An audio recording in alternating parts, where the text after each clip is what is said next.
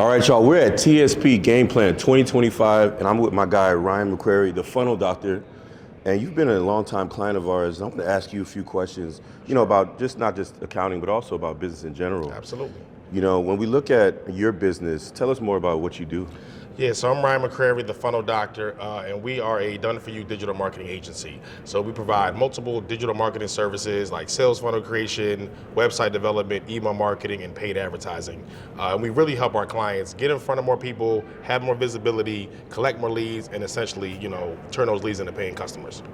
Man, talk about your journey in business, right? Because were you always doing what you're doing now? No, actually I wasn't. So when I first became an entrepreneur, 8 years ago now, it's crazy. Time flies. Yeah, I know. My first business was in the finance world. You know what I mean? That's where my professional background came from. I worked in finance. I had my securities licenses and Series 7, Series 63 licenses. So when I first got started in business, it was all about how we can help people financially through financial literacy, wealth building, learn how to invest and stuff like that. But in the midst of that, I had to learn how to make money because I left my corporate job. I was very naive as an entrepreneur. I was like, I'm gonna be my own boss and stuff like that. And I didn't understand how hard it was to actually grow, start and grow a business, a real business. You know what I mean? So in the midst of that, I started learning marketing. So I learned about funnels and marketing and advertising, like this whole world that I never was privy to.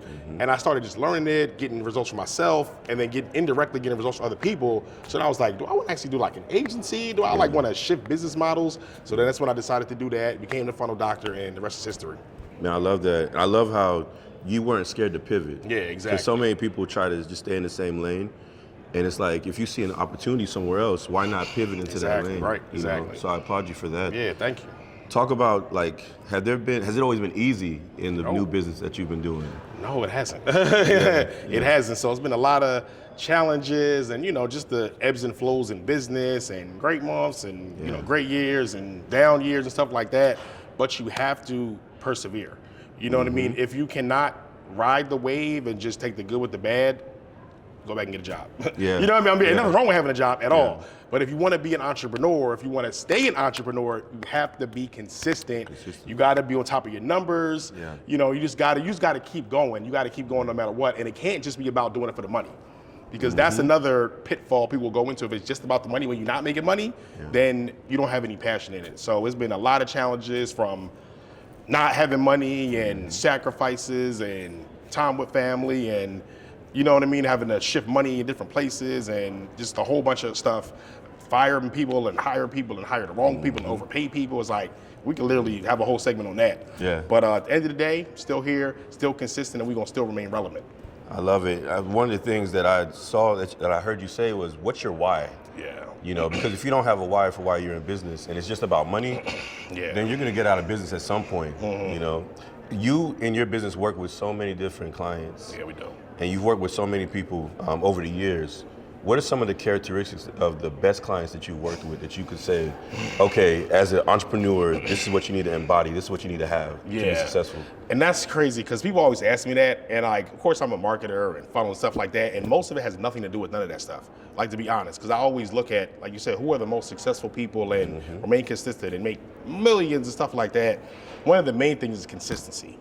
People that are consistently showing up for their business, what they do is they're just super, super consistent. You know what I mean? That's one of the main things. Number two is really understanding who you serve. You know what I mean? Of being crystal clear on this is who we serve. We know who we serve. We know who our avatar is. We know how to speak to that person and just really, really clear on that. And then other than that is just really investing in themselves, or accountants or marketing or, all the type of stuff. Consistently investing in personal growth. So obviously that's the main thing of because you would see the rooms we be in is the people making the most money are the people in the front of the room. You know what I mean? It's when it makes some rooms would be the opposite. You know what I mean? Or we coming in late or we think we know everything and stuff like that. You know what I mean? So continuously investing in personal development, building relationships, reading, everything like that, and really understand I'm not the smartest person in the room, and really just being able to learn from everyone to continue to grow my business. That's amazing. Personal growth, personal development is so key For sure. in your business journey, because who you are whenever you first start your business is not who you are whenever you hit your first Exactly. 6 figures. Exactly. And then that's not who you are whenever you hit your 7 figures. Exactly. And then 8, you just keep Exactly. going. Exactly. And you keep growing or whatnot, you know. So, and I like how you said, you know, knowing who your target market is. Yeah, absolutely. As a marketer, obviously that's important, because one of the things that you do whenever you first meet with people is you figure out what's their ideal avatar. Right. You know, so I think that's important. We've been knowing each other for a minute, and you've been a client of ours, what, like since 2019? Yeah, I I want to so. say Almost, so. yeah, 5 years, about 5, 6 years. That's crazy, right? Yeah. It went fast. Talk about your experience before working with us. Like, did you have an accountant that you worked with, and how was the experience? Yeah, so I just had someone I used for tax time, to be honest. You know what I mean? I didn't have a bookkeeper, stuff like that. So when I made my first $10,000 a month, that's when I said, I can't do it no more. Right. And me having a finance background, I'm smart enough to know, like, I'm not trying to figure it out myself and going into QuickBooks and recalibrating stuff. And like, I know that wasn't me. So prior to that, yeah, it was just working with an accountant just to do my taxes. It was no strategy, it was no bookkeeping, it was no monthly meetings, it was no tax plan, it was nothing like that. But like I said, when I had my first $10,000 a month, I was like, okay, I know that I need someone. And then that was just the beginning, and we can talk about all the other amazing stuff y'all helped me with, but that's really how it started. Yeah, you know, when I speak to so many people, whenever they think of an accountant, they think of an accountant as someone that just does taxes. Right, exactly. And someone that just probably does bookkeeping. Right? Yeah, exactly. And you said that, you know, there's so much more to working with us, right? There's so much more that we provide. Can you talk about some of the things that we do for you on like a weekly, monthly, daily basis? Absolutely. So number one, of course, the bookkeeping and preparing all the books and itemizing everything, number one. Number two, monthly strategy calls. These monthly calls are everything, where we can literally look at everything, the P&L, the cash flow statement, balance sheet, everything like that.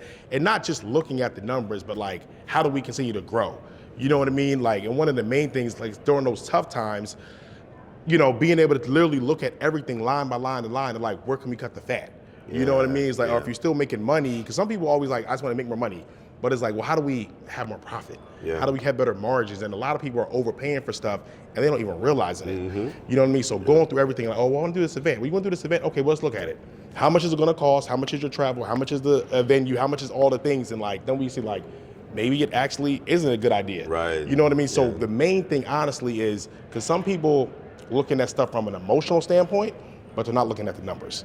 And y'all are really great at like, it might look great, it might look good on social, it might feel good, but does it actually make sense financially for the business? So that, of course, tax planning, and you transitioned me to an S Corp, you know what I mean? That's something, I've been talking to people like, oh, I'm making $1 million or $500,000 or whatever. Like, why you not an S Corp? Well, my person didn't tell me that. You got the wrong person. Like, for real. So it's a whole bunch of other stuff that we can talk about, but those are the main things. I love that.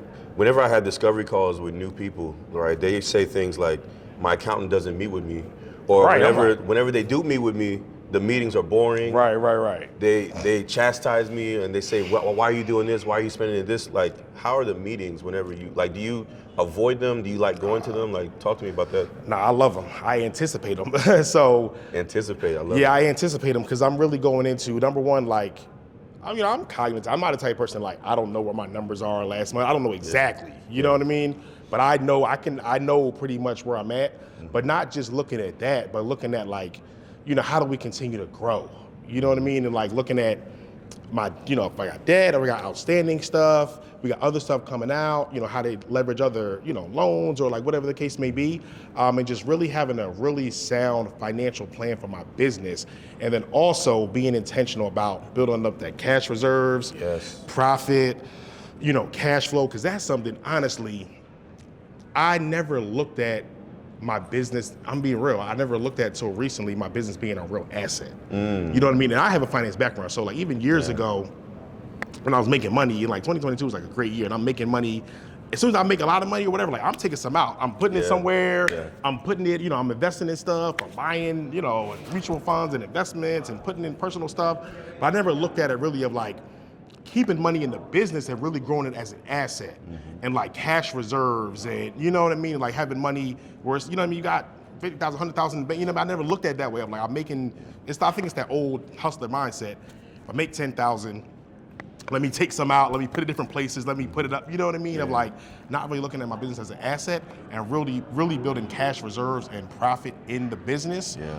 And that's something that really helped me with. So now it feels good to like log in and see, stuff and you know what I mean? Like, money can sit aside and different, I can pay myself, I can pay my team and stuff like that.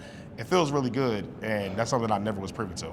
I love to hear that. There's two things that I always hammer home with our team that we need to focus on with our clients. Number one, cash reserves. Yeah. And when you're in business, you got to have 3 to 6 months of cash reserves, money put to the side that if anything was to happen, COVID-19, a dip in your sales, you can pull that money and know that you still have that money to help you continue the business.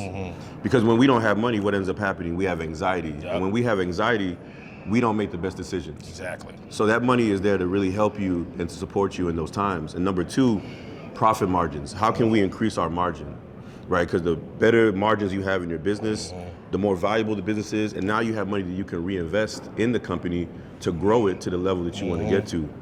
Lastly, I want to ask you, when we look at like the financial impact of working with us, what would you say that's been?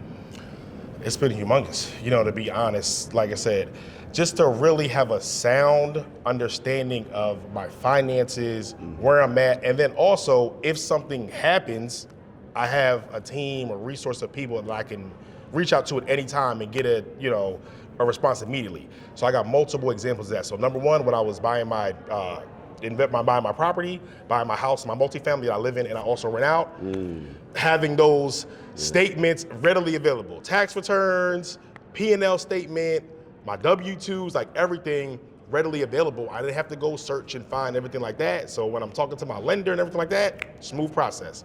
Went right through the door. I think we started in June. I closed in August or something. You know what I mean? It was like September or something like that. Crazy. You know what I mean? And going through underwriting and stuff, but it was like so easy to be able to do that. Yeah. Number one, so that made it easy. And then also if other things come up. So of course, it's not just federal taxes, it's local taxes, it's state taxes. It's, you know what I mean? So I'm getting stuff in the mail all the time. Like, I don't know what this is. Yeah. Jerry, what is this? He getting me right back. Yo, you want to do this? We filled it out for you. All you got to do is sign it. You can send a cashier's check. All that is like, okay, so it makes it so much easier than having to figure stuff out and people going on all these fake accounting platforms and stuff like that of like, TurboTax, no, we ain't got to do none of that. Yeah. So it's been literally very, very helpful for my business and just want to continue to grow and work with you. I appreciate that. One more thing, I just remembered. Talk about your Chase Minority and Entrepreneurship Program experience and what they did for you at the end of the experience. Yeah, so it's been great. It was great. Went through the program. We talked a lot about, this stuff and statements of cash flows and P&L and, growing to make sure I'm charging enough and, profitability and stuff like that. So that was amazing. At the end of that, they did give me a line of credit. Nice. Like a $15,000 line of credit, which was great. Now I'm about to circle back to Chase and I need some more. You know what I mean? Yeah. So we need some more. So it's been great. And just being able to build a relationship with them, honestly, especially a lot of the local, you know what I mean? So I actually talked to the guy the other day. We'll have another call. They do a lot of events in my area and stuff like that. So I've been to the events and met people and got clients from the events and met the rest of the team and stuff like that. So you actually were the one to introduce me to that entire program. And it's been really, really great because Chase has a specific initiative to help minority entrepreneurs and they're actually putting money behind it, not just talking about it. So thank you for that as well. Oh, no problem. I think it's important to develop that relationship with your bank, right? A lot of people don't really talk to their lenders or talk to the people in their bank. And if you don't have that relationship, how are you going to get that money that you need to grow your business, right? They look at all the money that's coming in, they look at everything, all the ebbs and flows of your business, and they're able to help also to give you the opportunity to say, you know what, if you don't qualify for this money, these are things that you need to do. Exactly, right. Right, so that you can come back next time and get that money. So it's important to develop that relationship with your banker. Right. Man, Ryan, and the crazy thing is I didn't even have any accounts with Chase, you know what I mean, initially, and they still gave me that line of credit initially without even having any accounts at the time. You know what I mean? So listen, it was great. Man, Ryan, I appreciate you for taking some time to come holler at me. Definitely. All right, bro.